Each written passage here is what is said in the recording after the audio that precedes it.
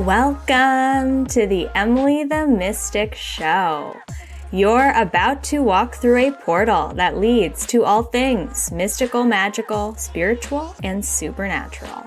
I'm your host, Emily. I'm a spiritual mentor, an Akashic Records practitioner and teacher, an intuition development coach, and a galactic channeler.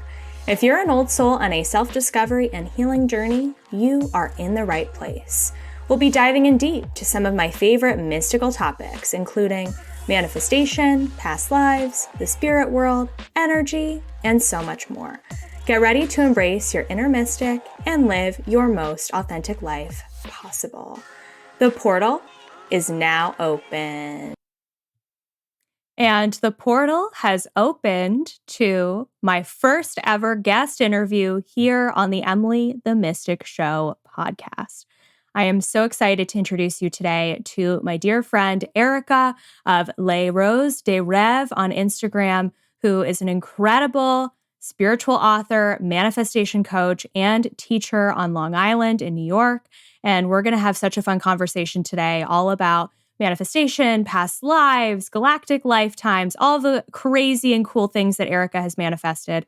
So I cannot wait for you to listen to today's episode. And so, yes, for those of you who have been asking, I am now interviewing guests for the show. And if you are a spiritual teacher, healer, leader, no matter where you are in the world, and think that you would be a good fit for the show, I would love for you to drop me a DM on Instagram and let me know a little bit more about you, your magic, and why you think you should be a mystical guest. And we'll get you lined up with the show if it's a good fit. So enjoy today's episode. The portal is open. Hello, everyone. I am so excited for my first ever mystical guest interview here on the Emily the Mystic Show. It is so perfect that we're doing this interview today because it happens to be the spring equinox as well as the first day of Aries season. And so we're kicking off a whole new season of the podcast with bringing on one of my favorite people, an incredible spiritual healer herself, Erica, who's here to talk about her spiritual work, her books. Erica is an incredible spiritual teacher from Long Island, New York, who teaches all matters of manifestation, mindset, and intuition development at Spirit and Soul Studio. She's also the author of the Finding Joy in the Journey Mindset Journal and a winner on the Wheel of Fortune, which we're going to have to talk about today. So welcome, Erica. Thank you so much for coming on the Emily the Mystic Show. Yes. Thank you so much for having me. I loved working with you so much. So when you asked me to be a guest, I was so honored and I'm so excited for this. Yeah, absolutely. And yes, so for my audience to know, Erica is a treasured past client of mine who I have spent some time working with one-on-one in the past. And so she's going to share some cool stories with you today of what we've talked about in her Akashic Records with her past lives. So I can't wait for us to get into that together. So to kick us off, Erica, can you share with the audience what your astrology, sun, moon, and rising is? Oh, yes. So I am a Virgo sun, a Leo moon, and a Scorpio rising. And like the rest of my chart is basically like all Leo. I love Leo that. Mercury, Leo Venus, Leo Jupiter, Leo like Chiron. I'm very much a Leo girl. But I'm a little Yes. more grounded with the Virgo. 100%. Well, I love that you're bringing that fiery Leo energy today on this first day of Aries season. So that's so perfect and will hopefully help inspire the audience in different ways in their own life as well. Yeah, definitely. And what is your human design information, if you know? Yes, I'm a generator. So I feel like having that combo with a Virgo sun and the generator means Yes. that like I can't stop. You're a spiritual powerhouse for sure. Yes. So, When it's something I like I can go all into it. But when it's something I don't like I can't spend more than 5 minutes on it. yeah, It's a struggle. absolutely. So I'm excited to talk about that a little bit today with your journey. So, can you share with the audience How did your spiritual journey begin? Did that start in childhood? When did that start for you and how did that lead you to where you are today? Yeah, so I was always interested in like the other side. When I was little, I broke my arm and my it could have been a really bad break, but it was just above my elbow, but it was fine. My arm, I mean, I broke it, but like it was able to heal fine. My arm is fine. And my mom told me it was because I had a guardian angel that kind of saved me from making it worse. So ever since then, I always loved the angels. I always loved, like, shows that talked about psychics, like, I loved, like, That's So Raven, I wanted to be her. I loved, like, Harry Potter, all the magical things I just wanted to be involved in. And then when I was a teenager, one of my friends had a birthday party where her mom and grandma, who were both psychic, they gave us readings. They taught us about pendulums and how to read cards. And it was so cool. And they said that they weren't born psychic because I always thought it had to be something that you were born with. But they said that it was something they developed over time. So the fact that I learned in that moment that you could develop it, I went all in. I started reading all the books about it. I took classes. I got my own decks. Me and my best friend would practice reading all the time. And I really just dove into it for fun because I enjoyed it. It intrigued me. And then as I got like a little older, in my 20s and college, it was really kind of like a therapy, like going to like these intuition development classes, like connecting with spirit, my guides, angels. It always helped me feel better and feel like I was on the right path. And yeah, and then I guess just over time, opportunities came up for me to kinda just do this as my own business, and it's amazing. Yeah. Oh my gosh. I love all of that and can relate to so much of what you shared, especially all of the shows in the early 2000s when we were kids. Like, oh my gosh, Yes, That's So Raven, such a fan too. So, yes, I wanted to be her so bad. yes, absolutely. And I know too that your spiritual journey didn't immediately take you into business. So, can you touch on a little bit of what your journey after college looked like? Yeah, so after college, I moved back home. So I was back in with my parents, and I feel like most of us know that struggle of like, especially I'm on Long Island, but I went to college in the city.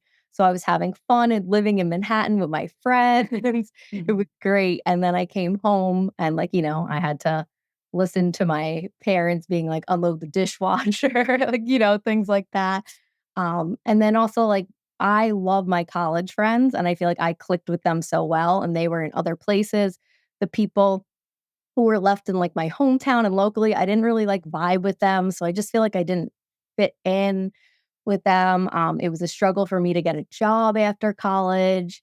I didn't have any love interest at the time, so it was like all the areas of my life were just, like, not where I was. So, diving deeper into spirituality and taking more of these classes, that was such a bright part of my life, and it really helped give me hope, and it helped me learn to manifest all those things. It helped me to manifest more divine, like job opportunities, which I think eventually kind of led me to becoming a spiritual entrepreneur. It helped me manifest my true love. It helped me manifest, more divine friendships. So yeah, it really just helped fuel me to feel better and to make my life the one I was dreaming of. I love that so much. And can't wait to hear more about your manifestation journey. But before we get there, I would love to hear how you manifested the work that you're doing now and what that process looked like. Yeah, so it's funny. I feel like it was like a sequence of events because I kept bouncing around from different jobs because nothing felt right or nothing paid me well until I finally landed what was my former dream job at the time, which was working for the NHL. Which is funny. I feel like people who know me just from my spiritual work are like shocked at how much I was like a huge hockey fan, a Rangers fan. I feel like that's similar because I know you love like the Eagles and the Phillies. Yeah. It's like people don't expect us to be like these hardcore sports fans. Um, Hmm.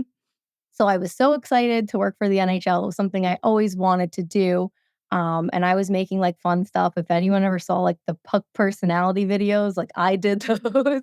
And I loved it, but it was such a long commute and they did not pay me. After like 3 years, they gave me a 36-cent raise. Oh my gosh. So I kind of I had no choice but to walk away. And then, but one good thing though was from that job, I met my now fiance, Justin. So I know that was divinely aligned. But from being in that job where I was just so miserable about the commute and the low pay, I knew that it wasn't working. And I was still living at home and I just needed more money. I needed something else. And I was just so unfulfilled that I remember just praying to my angels and being like, what do I do? It was like a rainy day. I remember I was on the train commuting to work, a rainy day, and I was like, please just help me. I need something else. And the idea popped into my head to make oracle decks and like post them on Instagram and like sell them, like self-publish, sell them because I had been trying to get books published, get a publishing deal, but they were like, just self-publish and sell it for now. So I was like, okay. So I dove right into doing that. And that's how my business was born.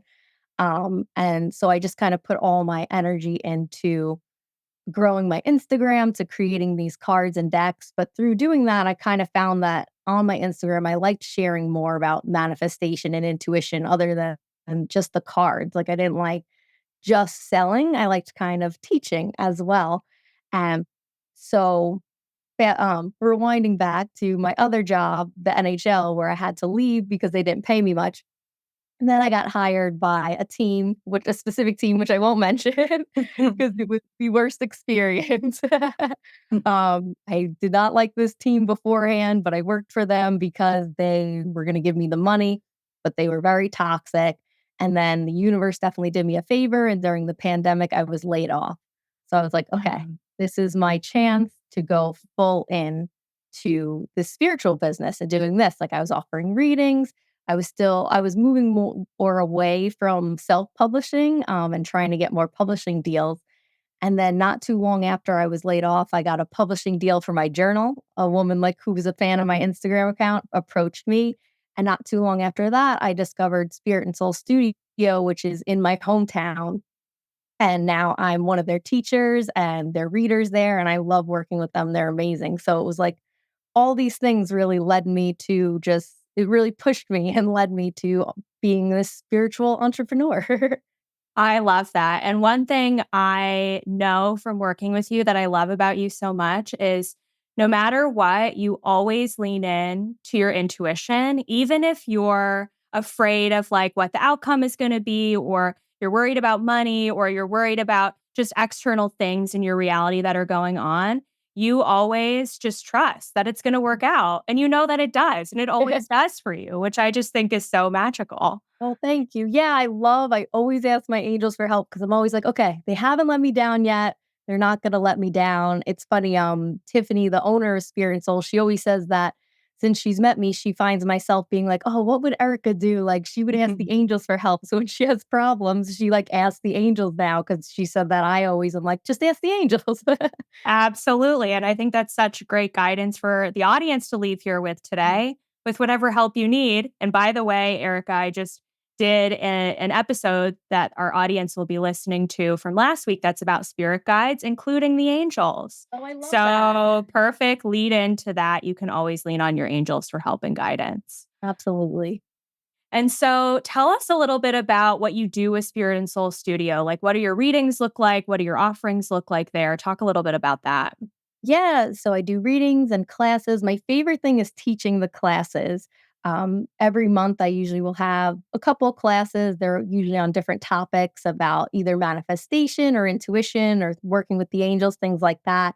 People join in person at the studio or virtually via Zoom. It's cool. We have like a big TV so they could join in live. It's awesome. So we could have people from anywhere. The classes are like an hour long. I love teaching them. It's so fun. It's always empowering, uplifting. We do meditations to kind of help you connect or to help you put out that energy and manifest. I also do oracle cards and runes readings. I've created my own runes that I sell there, which is so fun to do. I do one-on-one manifestation coaching to help people get to the next level and to like understand their personal way to manifest because everyone's different. Everyone manifests in different way. And this is actually something I think you told me I should market it as is like your manifestation blueprint. And I was like, oh, that's brilliant. So thank you for Mhm. that. Oh my gosh, of course. And yeah, I want to talk about that manifestation journey because one thing that I'm really passionate about teaching my audience is that spirituality doesn't need to fit into a box. We all have a unique design. We're all unique, different souls on a different path. And so my process of doing things may be different than yours, may be different than the next person. So, how did your manifestation journey, when you first started becoming aware of it, how did that first begin for you? And how have you started creating your own manifestation process? Yeah, so for this, we go rewind it back to like 2010. Love it. Yeah. One of my friends told me about The Secret. I Mhm. feel like that's where so many people just start off. And I know like now a lot of people are Yeah. like, okay, The Secret left out a lot of stuff. And like, yeah, okay, it's not a perfect book, but I still think it's great for beginners because it really kind of helps you have like the building blocks to Yeah. understand. Mhm. So I think that was good. When I read The Secret, I just instantly resonated with it. I had already started working with my intuition like 3 years prior, so it really kinda connected for me there where I could work with my angels and work with this newfound energy of just believing and putting that out there and trying to intentionally create amazing things. And it just felt like it was so right. Like, because I thought about examples from my past where I had thought about things and they happened. So then I really would play around. And this time I was in college, I was living in the city.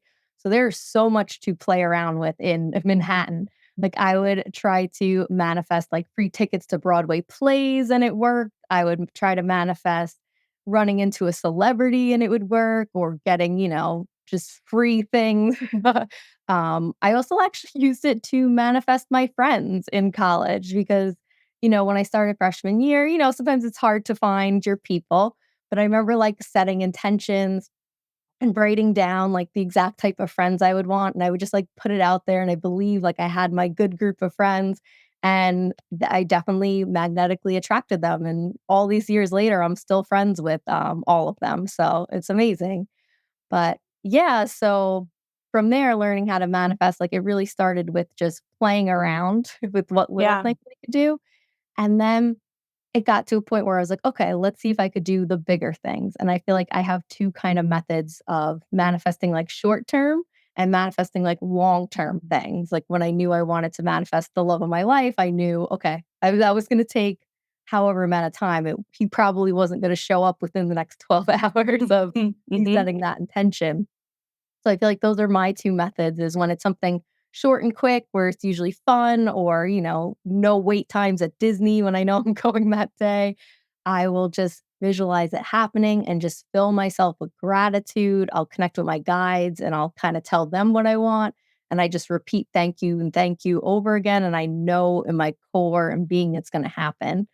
And then when it comes to like the longer term things, I like do the same. I started out that way, but then I try to keep embodying the version of me that knows she already has it.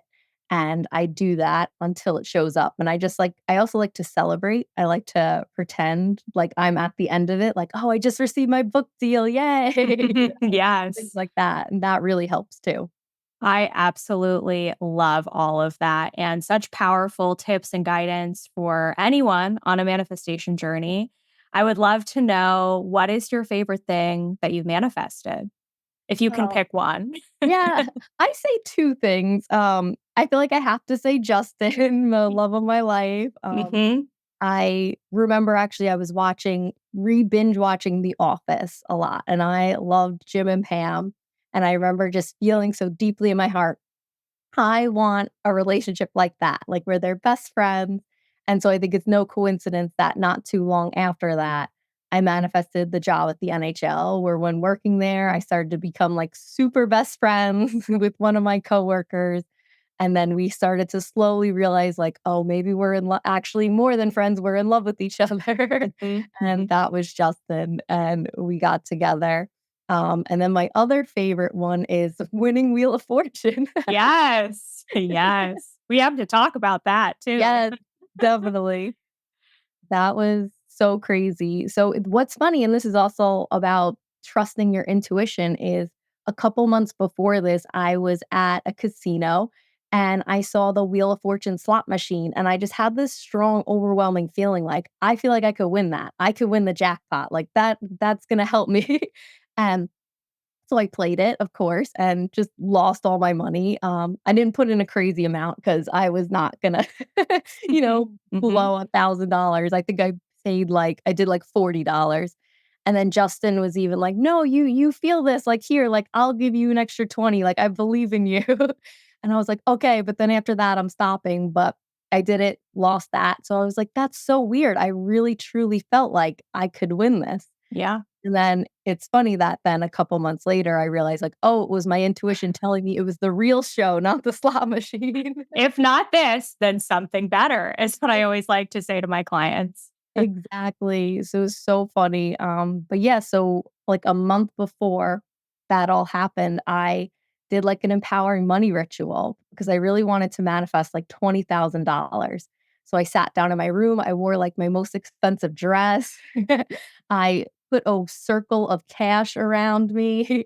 I wrote myself a check and I spent a full hour just visualizing, receiving all the money I needed. And I did this on a very aligned day in astrology. I did it on like a new moon. And it was something where one of my astrologer friends told me it was very divinely aligned in my chart. And so then a couple weeks later, one of my best friends out of the blue just messaged me and was like, Wheel of Fortune is looking for Star Wars fans. You should do this. And I just instantly was like, I should do this. Like, I didn't second guess it. I wasn't like, oh, they're not going to pick me. What are the odds? I was just like, no, I'm doing this. They're going to pick me. So I applied and it was so fast. I think because it was a specialty week, it was like the Star Wars week. So it was a week after I applied, they contacted me like a couple days later asking me for an interview and an audition. So I did the audition virtually and then a couple days later they told me they wanted me on the show and that the show was happening in 10 days. So I had to fly to Los Angeles in 10 days. So we went Wow. and it was just so cool. The morning of, I spent that entire time visualizing, again, a full hour meditation. Mm. And I saw myself being excited and winning and celebrating. I saw myself standing at the bonus round with Pat. um, and then I also just, like, let it go. I was like, "Okay, Yeah. what universe, whatever's meant to be will be." I stepped into that neutrality. I even told the universe, like, when I found out who I'd be competing against once I was there that day, they were both such amazing, nice men, and I was like, "Okay, you know what, universe? If you want either of them to win, I'm gonna be so happy for them. I'm gonna celebrate Wow. them. Yeah. Like, it's okay. Whatever happens is all good."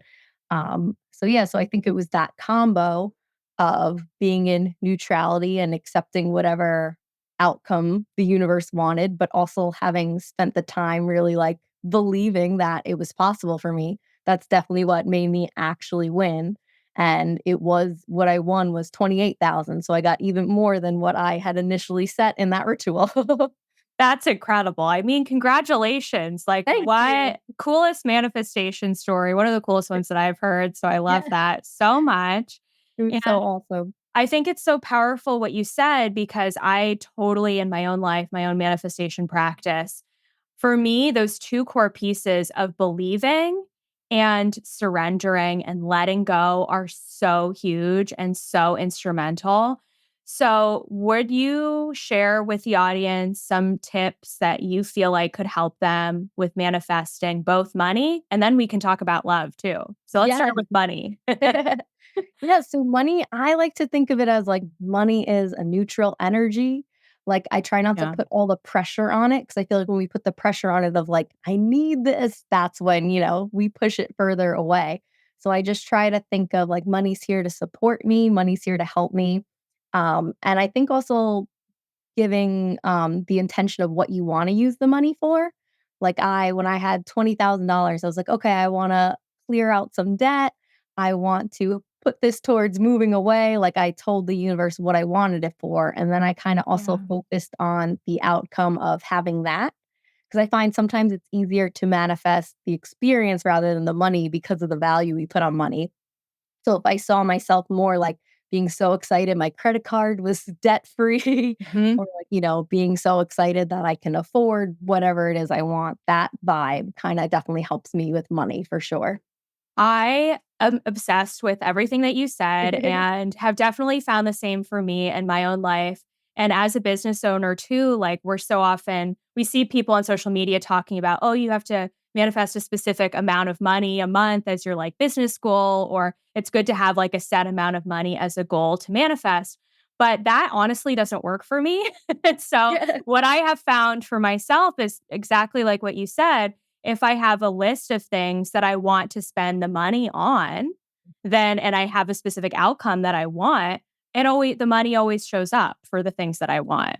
Yeah, that So, helps so much more. And actually, it's funny. So this was one of the past lives that we went in together when I was doing working within the Akashic records with you. We found where a money wound was for me. We went into a past life of mine that was at the French Revolution, and I always felt such a connection to the French Revolution. Like whenever I was in like my AP history classes, like I always just knew everything without studying. I always had a connection to France. I always had a feeling I died then. And then in that, when we went to my records, we found out that I was killed in like the Reign of Terror of the French Revolution. And I was just like 19, 20 around then. And I was just killed simply because I was born rich. Like I wasn't even like wow. a Yeah. person, like, a member of the court. I was just like somebody's daughter that Yeah. was rich and I was killed for it. So I remember that was a really powerful shift for me, recognizing that that kind of was blocking me from receiving more money because I had this fear of money being wealthy equals being killed. um, Totally. Yeah. so one thing you helped me with was seeing that, okay, well, yeah, maybe that lifetime had a bad ending, but before that, money really supported me in having like a magical life. Like that life was fun and it was awesome. And I remember I had tea with like Marie Antoinette and Mhm. things like that. So it was nice to reframe it and be like, okay, I can take away the scary part of that lifetime and recognize that money was meant to support me. So of course it can continue to support me in this lifetime too. Absolutely. And it's so fascinating when we do take a look at past lives in the Akashic records because they help us see so much more than just the traumatic block that's affecting us in this life, but they also help us see the positives of the life that we did lead and who we were and how we can also bring that energy into this lifetime as well. So, would you say that that kind of helped you start believing in yourself more and believing in the ability to be wealthy in this life? Oh, definitely, yeah, and that was before I won Wheel of Fortune, so that definitely helped I out for know, sure. so cool. Oh my gosh, yes. And so let's pivot a little bit and talk about manifesting love. Yes. So, how, what advice would you give to any single members of the audience who are looking for love right now? Oh, yes, this is one of my favorite questions. So, I think the most important thing when it comes to love is just watching the words you speak and think about it. Because if you and this is something I had noticed in my own life, that I was guilty of, because I was always, like, the single friend. Even in, like, high school and college, like, I would if I, like, had a love interest, it would wind up we'd go on, like, 1 or 2 dates, and that would be it. Like, it would never nothing would ever stick, and I always thought, like, maybe there's something wrong with me, but I think I realized that it was something it wasn't just the person I was meant to be with, but I did realize a lot of it was my mindset. I didn't believe that I was the girl that would be in a relationship, and I was also constantly always saying that there's no one good to date. I never meet anyone good. Love is hard. Like, where is my person? Why is he far away? So and then I realized that I was manifesting that as my truth, as my reality. So because when you're saying there's no one good to date, okay, the universe is like, okay, got it. And it That's is your showing, identity, right? yeah. Yeah. It shows you no options of anyone good to date. You don't meet anybody. And the second I shifted that and started to affirm, oh, there's so many good people to date, or, there are good men out there, there are so many options. There's people who are loyal that I can trust that I could date. There's I am the girl in a relationship, like things like that. When I started embodying that as my new truth, that's when everything shifted. And even I found from when I just turned my mindset around, then all of a sudden it felt like I had so many people, like all of a sudden just interested in me. Isn't it funny how that works? The moment you start believing that something is true, you Mhm. start seeing it reflected in your reality. Yeah, absolutely. And I think the other biggest thing, going back to kind of what I was saying in Wheel of Fortune, where I was neutral and I also accepted that, okay, what if I was single for the rest of my life? What if I never, ever met my true love? What would my life look like? And then I realized, like, okay, I would still have my best friends. I'd still have my family. I could decorate my house super pink and girly. I wouldn't have to worry about, somebody snoring, things like that. Like, I started to see the pros in, like, if I was to be single forever. And I started to see the pros in that if that's what the universe wanted for me, I was okay with it. I was not going to fight it. And I think really letting that go is what opened up the love and let that love in. And now I feel like I have the best relationship ever. Oh my gosh, I love that. And do you want to share your news with the audience as well about Oh, love? about being engaged. Yes. So last year I got engaged in Paris. So that was another fun manifestation too, because I always believed that I would have a partner that was super romantic. I feel like especially in, like, straight relationships, there's, like, this stigma that it's, like, the man doesn't care, is unromantic and, like, forgetful, and I hated that, and I was like, "That's not fair." And I refused to believe that, so I always set the intention that my partner is gonna be super romantic and caring, and, yeah, he proposed to me in Paris, so the Mm. story was we had every Valentine's Day, he would get me the same card, and on the card, it was a picture of a couple in front of the Eiffel Tower, where they were holding, like, a red umbrella, and so he got me the card the first year because we loved Paris, and then the next year, he was like, "I'm pretty sure I got you this card last year," and then the year after that, it was like, "Hey, look at this new card you've never seen before." Like, it became a running joke, and then when we had the opportunity to go to Paris, he said he wanted to recreate our card with us. So we hired a photographer. And then while we were taking pictures, recreating with the red umbrella, the photographer was like, "Oh, let's get a picture of just Erica by herself." And I was like, "I don't need that." Aw. And she and Justin were both like, "No, no, no, that's cute. Let's do that." And I was like, "Okay, fine." So I was posing with the red umbrella behind me, and then when I lifted up the umbrella, like, I took it down, Justin was there on one knee holding the ring. And, yeah, it was at the Trocadero, so it had that beautiful Oh, view of the Eiffel Tower. It was, like, my dream proposal that, like, I didn't even dream of. oh my gosh, I love that. Well, thank you for inspiring all of us, which with such a beautiful story. Uh, And so excited for you with what's to come for you in terms of love and your next chapter. Thank you, me too. So, I would love for you to share a little bit about your manifestation journal that people can buy for themselves and can use that for their own manifestation practices. So, what does that look like? Yes. So my journal is Finding Joy in the Journey. And I created the exact journal that I always wanted to use because so many journals, while they're amazing, they're just so detailed. And most of us, like, especially when I was commuting into the city and working, a million hours a week, I didn't have time to write 7 pages in a journal. It was just overwhelming and a lot. So I wanted to create a journal that everyone could stick to and use it every single day. So this journal goes through all 52 weeks of the year. Every week, it has like an overarching prompt, like for you to focus on something good. And then each day, it just has space for you to write an I am affirmation, to say what you're grateful for, and to write down one thing you're manifesting. And then it also just has a little reminder to make time for self care, to spend, like, a couple minutes visualizing what you want. It has a mood tracker and a moon tracker. It's really like uplifting and positive and just easy for people to follow along and actually stick to it. I love that. I have a copy and I need Yes. to get it out again because it's so powerful and it definitely works. So, highly recommend. I'll leave the link below in the show notes for everyone to check that out. Oh, thank you. Of course. So, I'm going to pivot our conversation a little bit and I want to get into talking more about some of the past life work that we did together. Yes. So, do you have any stories of what we uncovered together that you would like to share? Oh, yeah, so many. Well, the French Revolution one was cool. But I really loved so you are the person that told me that Star Wars is real. It is. Yes. Spoiler I alert, it is. I love Star Wars, a massive Star Wars fan. Like I said, my Wheel of Fortune episode was Star Wars week, so that's how big a fan I was that they picked me to do it.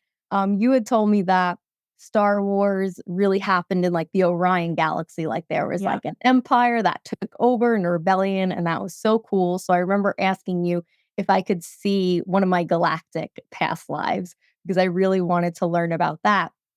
And I remember we went into this galactic past life and I saw myself almost as like a bounty hunter. Like I had this cool armor. I was still a woman, but like my I was super badass.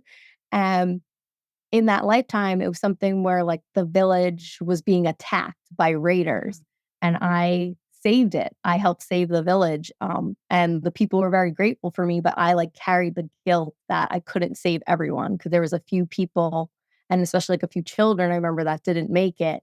And I like took it personally that I couldn't save them. So then we kind of reframed it to show that to connect with those souls and that I remember them saying that they were okay that I couldn't save them because I saved other people they loved and I saved the village as a whole.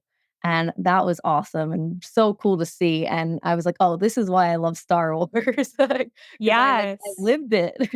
Totally, and I'm so glad you brought that up because similarly, the Dune movies are Mm, also based in the Orion constellation. I just cool. saw Dune 2 over the weekend, was so powerful. So, by the way, for everyone listening, if you watch Star Wars or Dune or any other movie that is galactic in nature, it can have the effect of A, reminding you of your past lives, and B, also helping you heal trauma from those Mm. galactic past lives as well. And that in and of itself can be so healing because sometimes our souls carry the repercussions of these galactic wars that we've been through for lifetimes into this life as well. So, what did you notice in your life after we did some healing around that? What did you see that started to shift for you? Yeah, I feel like I just felt like less guilty almost because I feel like I always want to help people, which we light workers do. But it's one of those things where it's like you can't save everyone. You have to kind of, save Yeah. who you can and focus on those that are willing to be saved almost. So, yeah, that was just, and it was, like I said, it was just the most fascinating part of that life to me was knowing that I was this like Star Wars type character, and that's why I resonate, and that's why I just like when I watch Star Wars, I just feel it in my heart, like, oh, this feels real, like this is cool. Mhm. Absolutely. And I think that's a fun thing for everyone listening to consider is that if you have specific points in history that you're obsessed with, like Erica and the French Revolution, if you have specific countries that you are obsessed with that you've always wanted to visit, but you can't explain why, it's likely because you've had a past life there. Or if there are specific hobbies or traits or talents that you really enjoy in this lifetime, and no one in your family is good at them, or you can't put a finger on where it comes from, very likely has come from a past life. Yeah, that was another lifetime we went through. We found out that I was like a royal baker. That's right. And Yes. it's funny because in this lifetime, I don't like cooking. Like, I'm not a girl who will ever be cooking, but I love baking. And I always find baking really fun. And yeah, I was like a royal baker in a past life. And I remember the drama in that one was that like my boss was trying to take credit for my work. Yes. So Yes. it was about not having the fear of putting yourself out there, like feeling that other people are gonna steal credit for your ideas, which I feel like I always kind of felt like even when I was little, I made like little silly videos with my friends, but I remember like they were funny skits, and I remember being like, I don't want to put this on YouTube because someone will steal my idea. Yeah. So that came Mhm. from that lifetime for sure. Oh my gosh, yes. And it's so fascinating how some of these resistances and blocks that we've been through in past lives can unfortunately still impact us now in this life. So I'm so happy and grateful to see that so much has opened up for you since our time together. Yeah. Oh, yes. You definitely helped me so much. I talk to you about people all the time, honestly. Aw. Always like, oh, my friend Emily, she reads the Akashic Records. She's amazing. And she helped me so much. I feel like out of all the spiritual work I've done, working with you has taken me to the next level more than anything. And I promise I'm not just saying this because it's your podcast and it's you. Like, this is genuinely true. And I tell everyone about that. Aw, thanks, Erica. I didn't pay her, you guys. Yeah, Just kidding. I'm saying Just this say at my that. own will. Aw, I love it. So, since you live such a mystical, magical life, I would love to know, Erica, what does being a mystic mean to you? I feel like it's just seeing the world on a different like layer because there are multi layers to this world. And I think people kind of often take things very black and white. They see life for what it is and they don't see beyond and what is really there. And I feel like being a mystic is you really see the real way life is about how it is littered with magic and how we are these divine spiritual beings that can create their reality and can connect to the other side and can connect to spirit. And being a mystic is just tapping more into the natural magic that already exists. Oh, I love that answer. That's so beautiful. So beautifully Thank said. Couldn't agree more. you.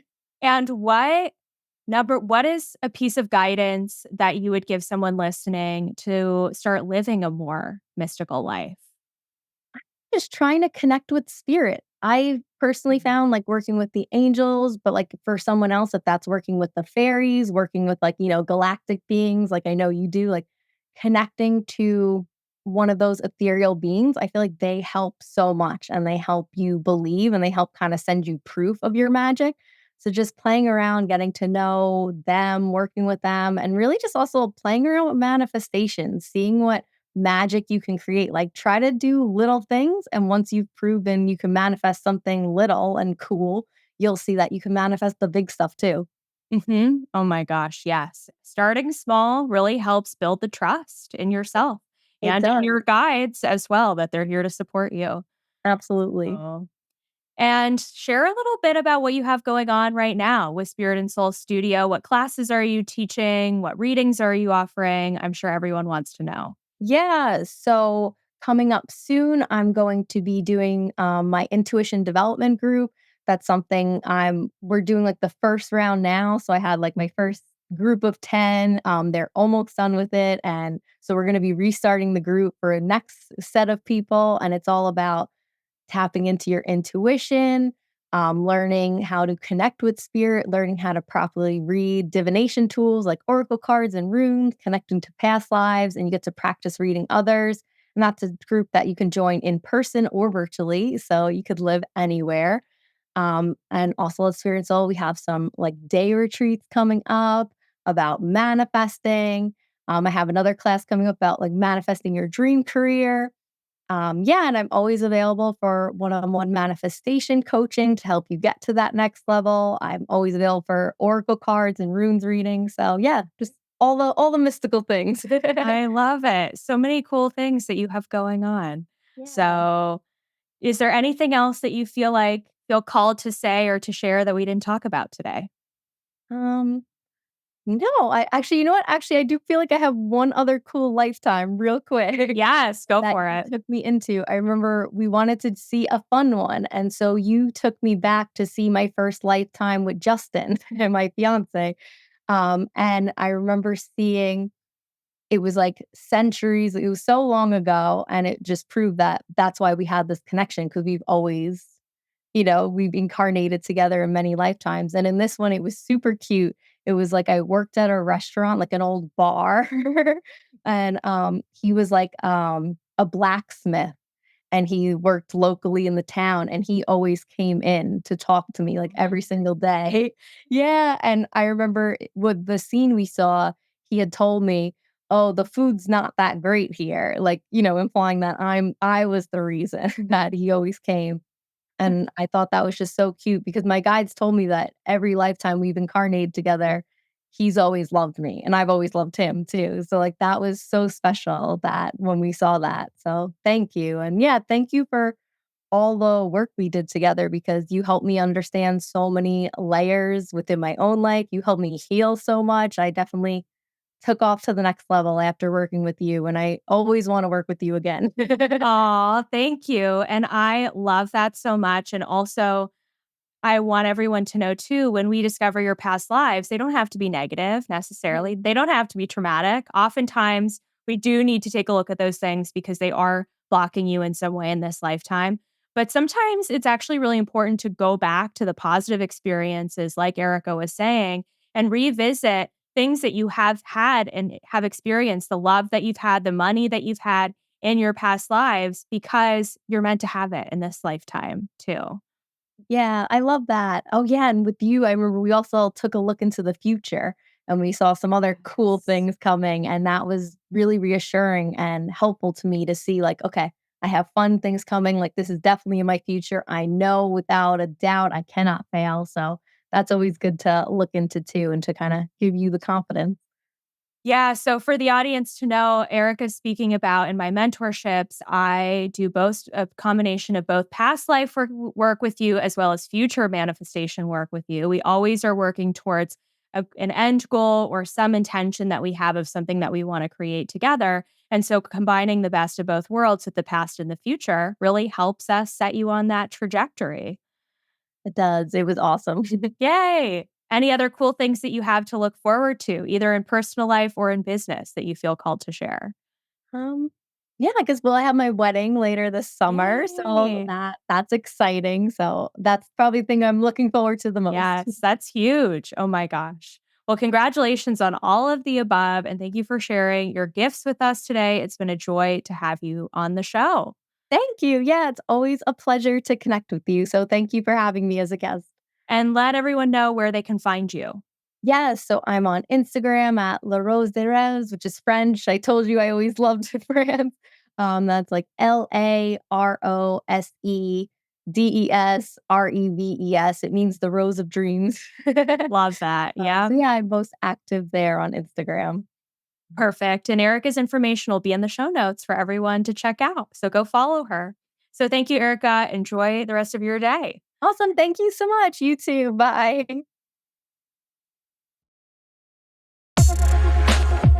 The portal is now closed. Thank you so much for listening. I invite you to join our community of mystics and spiritual seekers in my Emily the Mystic membership for more content, support, and fun just like this episode. You can check that out on my website, emilythemystic.com/membership. Don't forget to send this podcast episode to a friend who needs to hear it, rate the show wherever you listen to your podcasts, and follow along on my Instagram and YouTube at Emily the Mystic. Don't worry, the portal will open again soon. See you then.